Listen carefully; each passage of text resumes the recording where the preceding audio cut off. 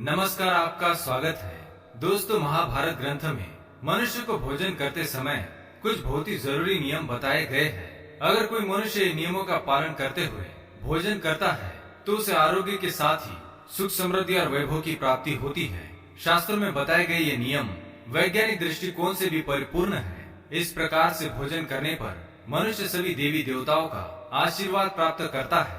अतः आप भी भोजन करते समय इन नियमों का पालन अवश्य करें। तो आइए बिना देरी किए जान लेते हैं वो कौन से नियम हैं। पर उससे पहले अगर आपने चैनल को सब्सक्राइब नहीं किया है तो इसे सब्सक्राइब कर लीजिए। साथ ही वीडियो को एक लाइक करना ना भूलें। सबसे पहली बात, भोजन करने से पहले 5 अंग, 2 हाथ, 2 पैर और मुख, इनको अच्छी तरह से धोकर ही भोजन करना चाहिए। भोजन से पहले अन्न देवता एवं अन्नपूर्णा माता की स्तुति करके उनका धन्यवाद देते हुए तथा सभी भूखे प्राणियों को भोजन प्राप्त हो, ईश्वर से ऐसी प्रार्थना करके ही भोजन को शुरुआत करनी चाहिए। भोजन बनाने वाली महिलाओं को स्नान करके ही शुद्ध मन से मंत्र जाप करते हुए ही रसोई घर में भोजन बनाना चाहिए।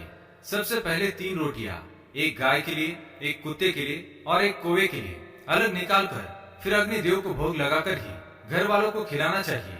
भोजन किचन में बैठकर ही सभी के साथ करें। प्रयास यही करना चाहिए कि परिवार के सभी सदस्यों के साथ मिल बैठकर ही भोजन किया जाए। नियम अनुसार अलग अलग भोजन करने से परिवार के सदस्यों में प्रेम और एकता कायम नहीं हो पाती है।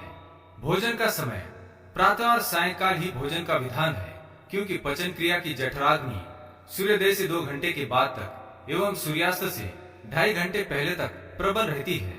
जो व्यक्ति सिर्फ एक समय भोजन करता है वह योगी है, और जो 2 समय भोजन करता है वह भोगी कहा गया है। तीसरी बात, भोजन की दिशा। भोजन पूर्व और उत्तर दिशा की ओर मुख करके ही करना चाहिए। दक्षिण दिशा की ओर किया गया भोजन प्रेत को प्राप्त होता है। पश्चिम दिशा की ओर किया हुआ भोजन खाने से रोगों की वृद्धि होती है। चौथी बात, ऐसी अवस्था में भोजन ना करें। शैया पर बैठकर अर्थात बिस्तर पर बैठकर अपने हाथों पर रखकर या टूटे फूटे बर्तनों में भोजन कभी करना नहीं चाहिए। मलमूत्र का वेग होने पर भी भोजन करना नहीं चाहिए। कलह अथवा क्लेश के माहौल में भी भोजन करना अनुचित माना गया है। अधिक शोर शराबे के स्थान पर भी भोजन करना उचित नहीं। पीपल एवं वटवृक्ष के नीचे बैठकर भी भोजन नहीं करना चाहिए। परोसे हुए भोजन की कभी निंदा नहीं करनी चाहिए।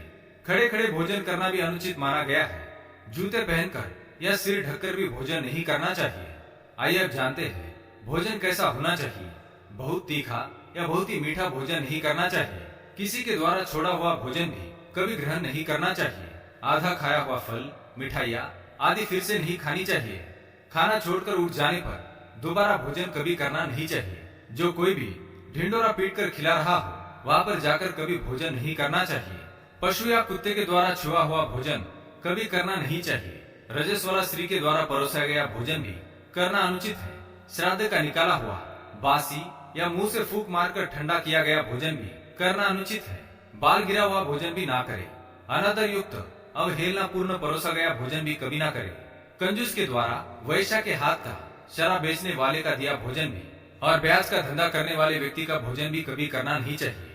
छठी बात, भोजन करते समय ध्यान रखें। भोजन के समय मौन रहे। रात्रि के समय भरपेट ना खाए। अगर भोजन करते समय बोलना आवश्यक है तो केवल सकारात्मक बातें ही करें। भोजन करते समय किसी भी प्रकार की समस्या पर चर्चा ना करें। भोजन को बहुत चबा चबा कर खाए। सबसे पहले मीठा, फिर नमकीन और अंत में कड़वा खाना चाहिए। थोड़ा सा भोजन करने वाले को आरोग्य, आयु, बल, सुख, सुंदर संतान और सौंदर्य प्राप्त होता है। सातवीं बात, भोजन के पश्चात क्या नहीं करना चाहिए। भोजन के तुरंत बाद पानी या चाय नहीं पीना चाहिए। भोजन के पश्चात घुड़सवारी, दौड़ना, बैठना, शौच आदि प्रकार के कार्य नहीं करने चाहिए। भोजन के बाद क्या करें। भोजन के पश्चात दिन में भोजन करने के पश्चात टहलना चाहिए और रात्रि के समय 100 कदम टहलकर बाईं करवट में लेटना अथवा वज्रासन में बैठने से भोजन का पचन अच्छे से होता है। भोजन के 1 घंटे के बाद मीठा दूध एवं फल खाने से भोजन का पचन अच्छी तरह से होता है। भीष्म पितामह ने अर्जुन को दिए महत्वपूर्ण संदेशों में कहा गया है कि जिस थाली को किसी का पैर लग जाए उस थाली का त्याग करना चाहिए। ऐसी थाली विष्ठा के समान त्याज्य होती है।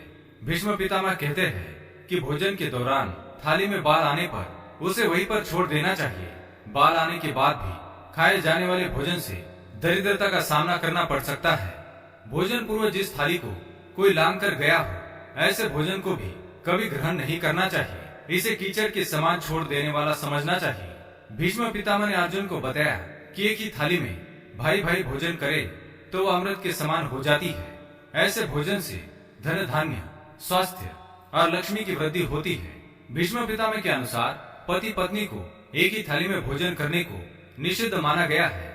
भीष्म पितामह के अनुसार एक ही थाली में पति पत्नी भोजन करते हैं तो ऐसी थाली मादक पदार्थों से भरी मानी जाने वाली होती है। पत्नी को पति के भोजन के उपरांत ही भोजन करना चाहिए। इससे घर में सुख समृद्धि बढ़ती है। तो दोस्तों, ये तो महत्वपूर्ण बातें जो महाभारत में बताई गई है। अगर ये जानकारी आपको पसंद आई तो वीडियो को लाइक करें, कमेंट में जय मां अन्नपूर्णा अवश्य लिखें, साथ ही चैनल को सब्सक्राइब करें ताकि आप ऐसे आध्यात्मिक जानकारी वाले वीडियो देख सके। धन्यवाद।